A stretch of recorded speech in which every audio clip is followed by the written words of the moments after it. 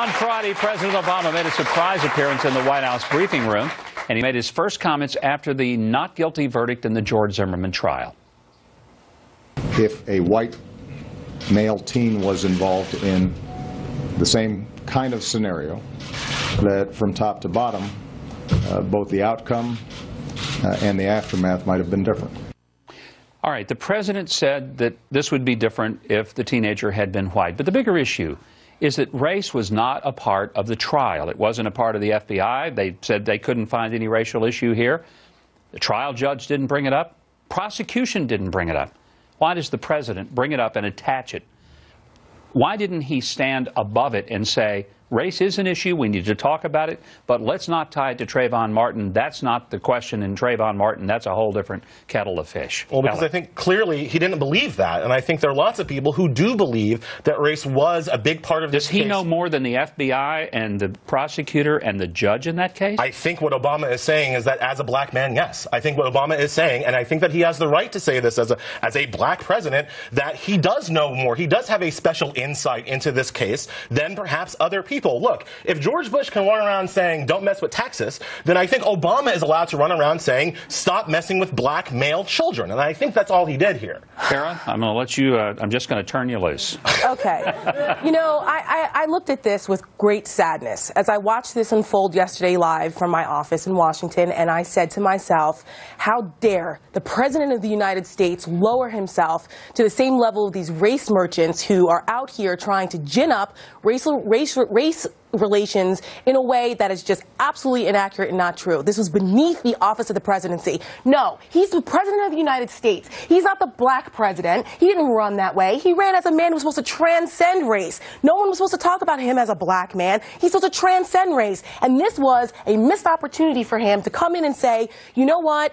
This case was not about race. This case was about the rule of law. The case didn't, actually, he never should have commented on the first place. It's a local case, and he should have kept quiet about it. He's not the president of just black people. No, he's not, but you just said he was. No, he's not the president of just black people, He but sure he was is yesterday. a black president. He was the president of black people yesterday afternoon. He is not the president of just black people, but he is a black president. And as a black president, he had something to say about this. And I don't think that it's right to say that he's not allowed to speak about it. I didn't say he's not allowed to speak about it. I just thought it was beneath the office of the presidency for him to inject race that way. Elie, I just want to ask, would it have been more appropriate for him to talk about the bigger issues that race do play? Disproportionate sentencing, which that does happen in this country, where a young black kid who does fewer drugs than he admitted to doing when he was a teenager will spend more time in prison than he's going to spend in the White House. You know, I understand that not everybody agrees with me here, but as a parent to a black son, I don't know how many bigger issues you can talk about than black children being followed and shot. This is a big issue. Within the black, by their own. Are you going to explain to your son that he needs to be more fearful of his own black males than of white people, since statistics show the greater chance of him getting killed or by a fellow black male than by a white person? I think, unfortunately, I have to explain to my son that he will be looked at differently than his white friends. Why is that?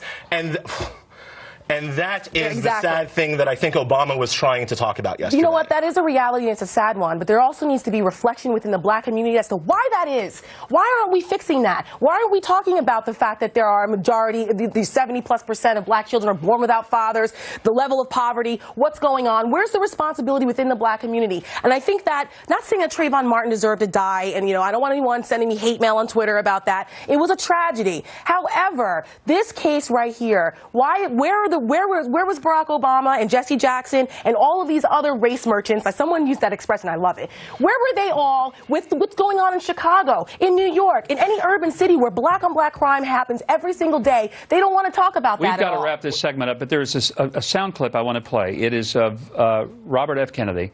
It was the night that Dr. Martin Luther King Jr. was assassinated in Memphis.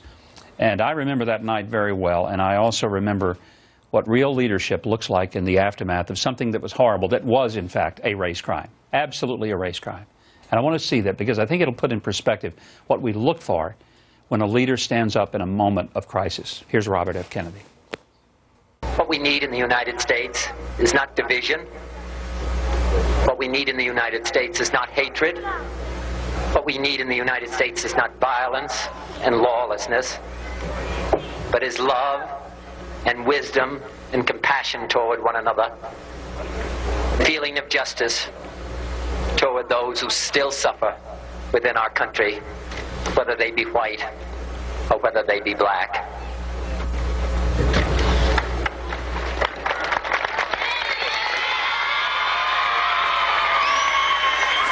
That was from a speech in Indianapolis, April the 4th, 1960.